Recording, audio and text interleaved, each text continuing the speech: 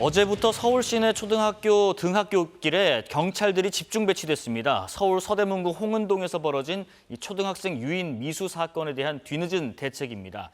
당사자인 학생들과 학부모들은 두려움에 떨었지만 이들에 대한 구속영장 청구는 기각됐습니다. 세상에 일어나는 각종 사건, 사고와 그 이면의 이야기까지 들여다보는 시간입니다. 이주의 사건, 강력팀 형사 출신 박성배 변호사와 함께합니다. 어서 오십시오. 안녕하십니까. 안녕하십니까.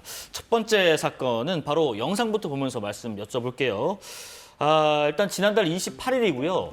서울 서대문구 홍제동 일대입니다. 지금 길가에 SUV 차량 한 대가 서행을 하다가 멈춰 서는데 그 옆으로 초등학생들이 지나가다가 갑자기 돌아서서 뒤로 막 뛰기 시작해요. 그런데 이때 차량에 20대 남성 3명이 타고 있었는데 이 학생들에게 접근을 해서 귀엽다, 집에 데려다 주겠다 말을 걸어서 유인한 것으로 지금 드러난 상황인데 이 남성들이 그런데 이 CCTV에 나온 저 학생들에게만 접근한 게 아니라 더 많은 학생들에게 접근했다고 들었어요. 20대 남성 3명이 지난 28일 서울 서대문구 홍은동 일대에서 초등학교 공영주차장 부근에 걸쳐서 세 차례에 걸쳐 저학년 초등학교 남학생을 상대로 유괴 미수를 시도했다는 혐의를 받고 있습니다. 네네. 이 남성들은 중학교 시절부터 친구 사이라고 하는데 운전석, 조수석, 뒷좌석에 탑승한 상태로 차량을 운행하다 멈춰 세워서 초등학생들에게 귀엽다, 집에 데려다 주겠다는 말을 한 것으로 전해지고 있는데 3시 31분, 32분에 걸쳐서 각 남학생에게 유인 시도를 감행하였고 이어서 36분에는 인근 공영주차장 부근에서 남학생 CD에게 접근해 같은 말을 한 것으로 알려지고 있습니다.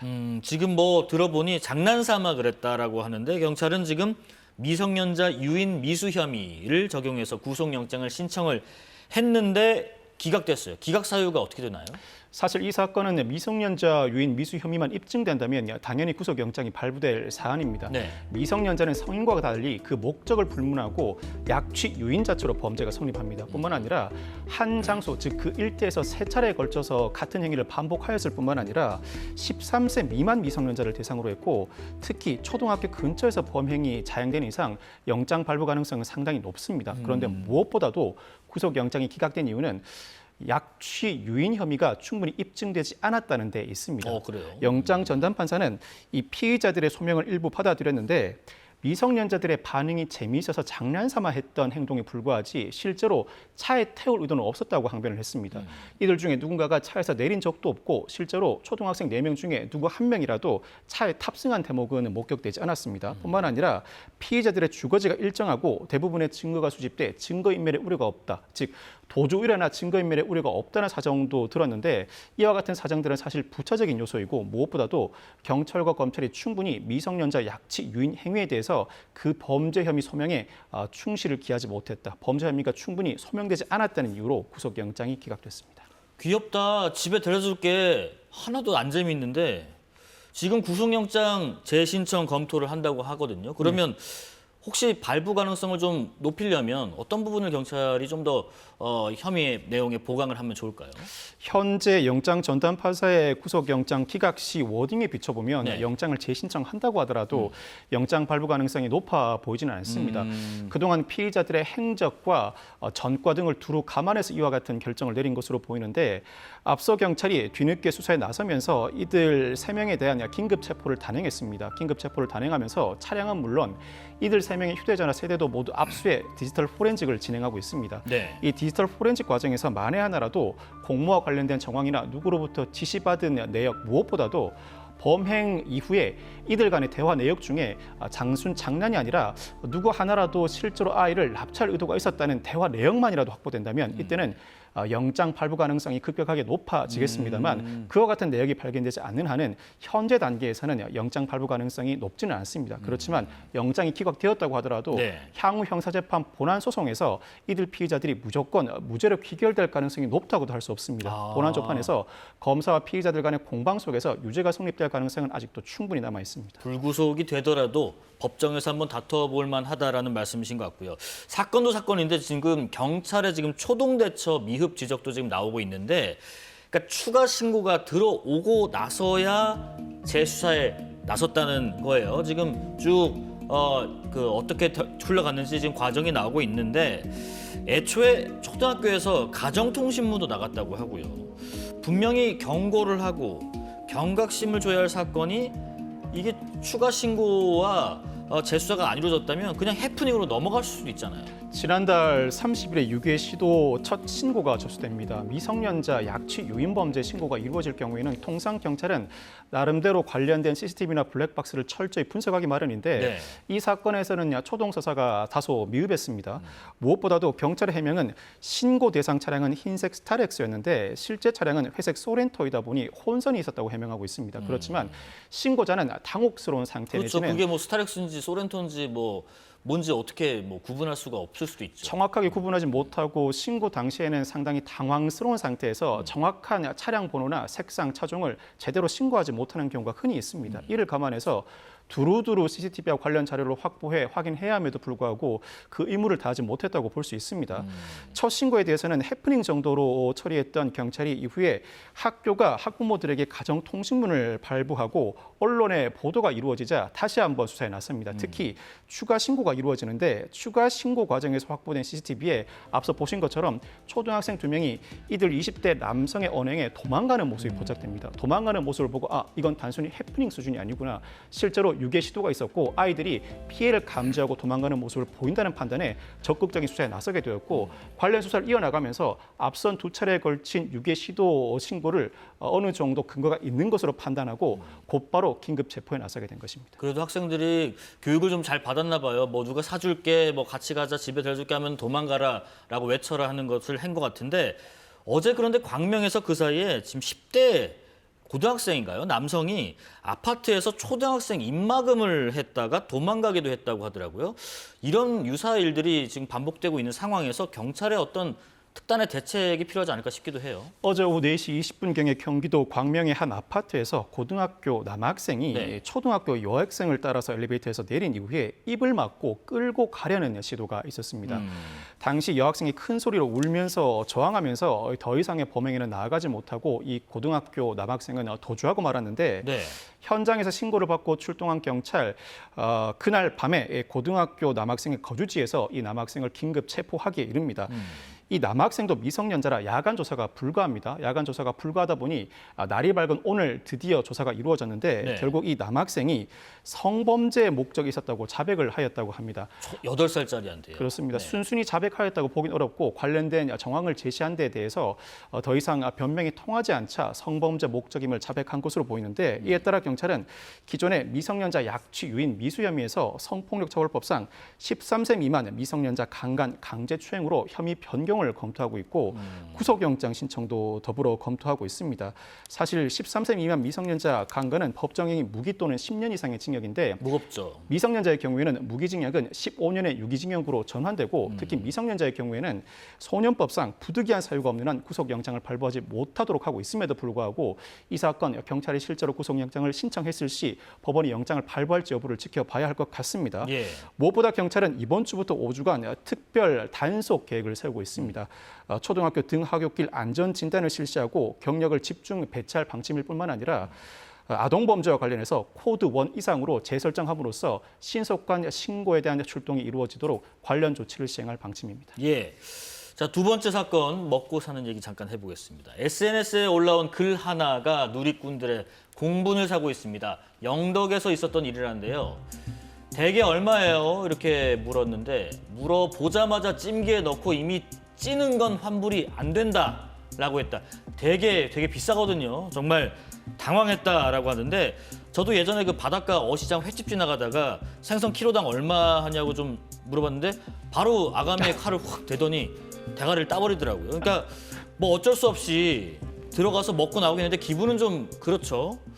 근데 가격을 물어보기만 했는데 업장에서 이미 찌거나 손질을 하고 있다. 그러면 돈 내야 되는 거예요?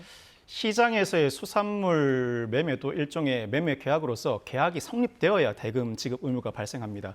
계약이 성립하기 위해서는 청약과 승낙이 일치해야 합니다. 통상 청약의 경우에는 물건을 제시하면서 가격 등 매매와 관련된 모든 조건이 온전하게 제시됨을 전제로 하는데 대개를 내놓음에도 불구하고 가격을 적절하게 제시하지 않았다면 이는 청약이 아니라 일종의 청약의 유인으로 볼 수 있습니다. 이에 대해서 소비자가 가격이 얼마인지 물어보는 행위는 이 또한 청약이 아니라 가격이 얼마인가 여러 계약 조건을 살펴봄으로써 청약할지 말지를 준비하는 행위로 볼 수 있는데 이와 같은 행위를 빌미로 곧바로 승낙을 전제로 대개를 찜통에 넣어버리고 계약 성립을 전제로 한 대금 지급을 요구하는 것, 계약이 애초에 성립하지 않았으므로 소비자는 대금을 지급할 하등의 의무가 없습니다. 근데도 계속해서 아니 이거 쪘고 또 지금 또 이미 또 먹었지 않느냐, 환불 안 된다, 무조건 돈 내라.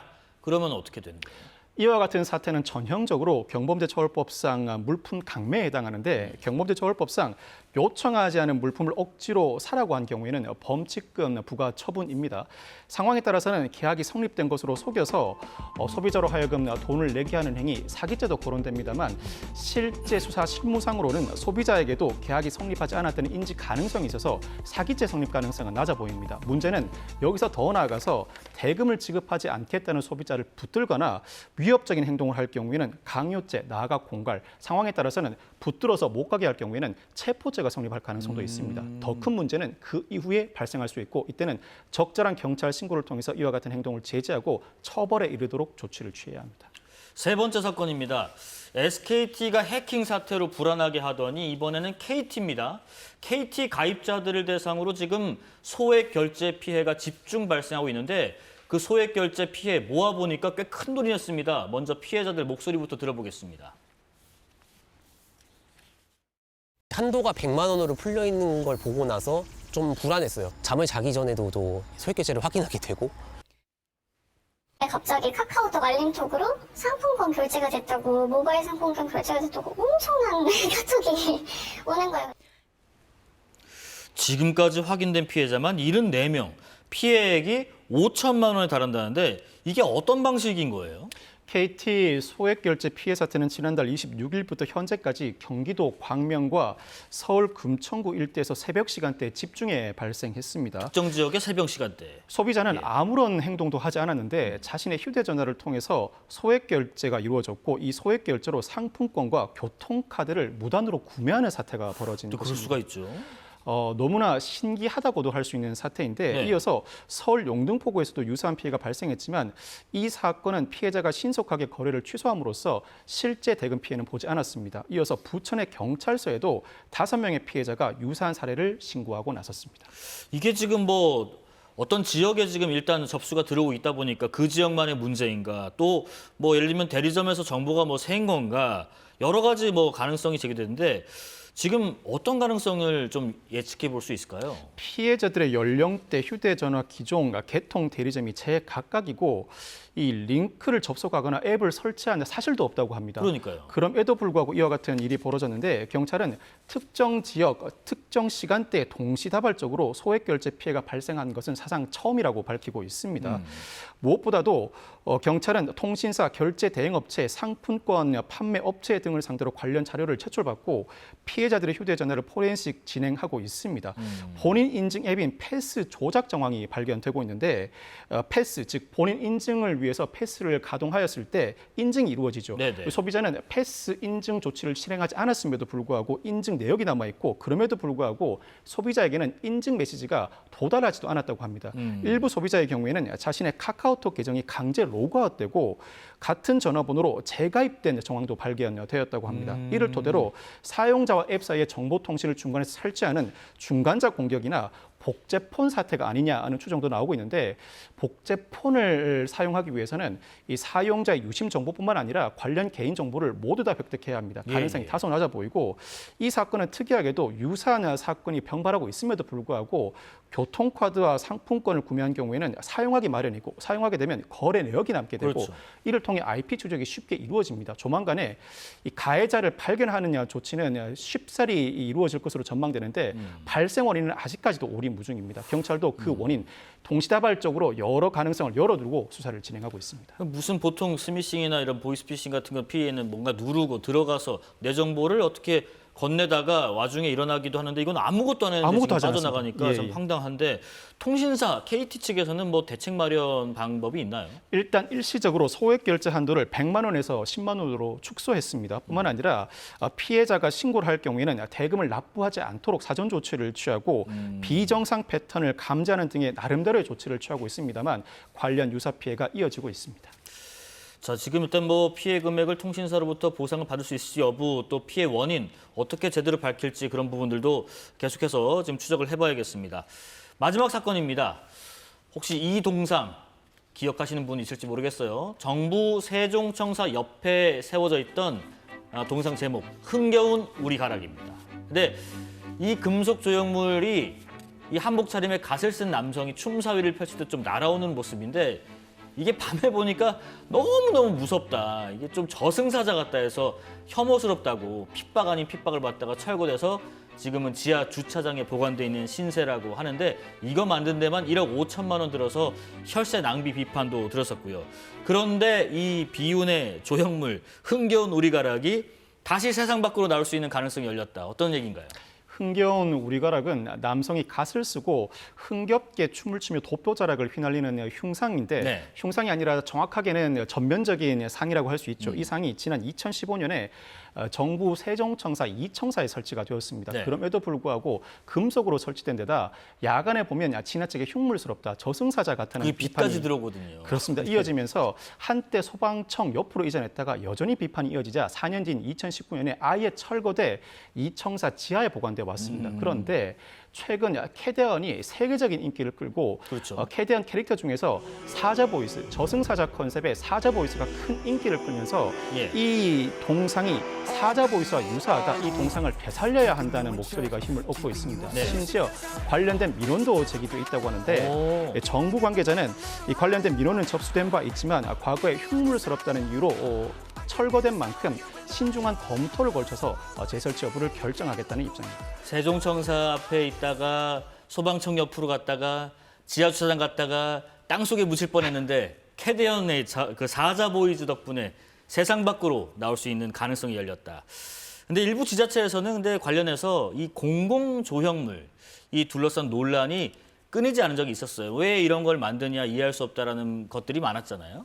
그렇습니다. 국민권익위원회가 각종 지자체의 공공조형물 설치와 관련된 논란에 대해서 지난 2014년에 권고를 단행한 바가 있습니다. 조형물의 목적을 명확하게 하고 건립심의위원회를 운영해서 심사위원회 공정성을 확보할 뿐만 아니라 관리지처에 관리 의무를 부과하는 형태의 권고를 한 바가 있는데 현 시점 확인을 해봤더니 243개의 시군구 중에서 137곳이 관련된 조치를 이행했을 뿐 관련 조형물 적절한 관리가 이루어지지 않음으로 해서 곳곳에 일종의 흉물로 남아있는 실태입니다. 그러니까 이제 의무는 있는데 설치 의무는 있는데 사후관리법이 좀 없어서 철거한 뒤에 방치돼서 좀 흉물이 되는 경우가 많은가 봐요. 그렇습니다. 우리나라는 관련 법령에 따라서 지자체가 시가지를 보기 좋게 하고 예술가들이 적절한 예술 활동을 할 수 있도록 일정 규모 이상의 건축물을 신축할 경우에는 그 건축물 설립 비용의 0.7%를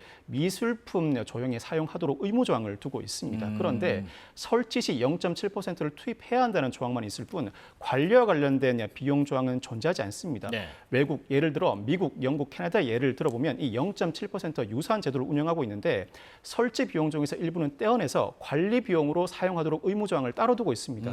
이 관련 조항이 없어서인지 관련된 관계 법규가 존재함에도 불구하고 설치 이후에 실제로 민간 기관들이 이와 같은 관리 조형물을 적절하게 관리하지 않음으로 인해서 사실상 공공기관이 관리하는 흉물뿐만 아니라 민간이 관리하는 흉물도 곳곳에 산재하고 있다는 비판이 나오고 있습니다. 예, 이주의 사건 강력팀 형사 출신 박성배 변호사와 함께했습니다. 고맙습니다. 네, 감사합니다.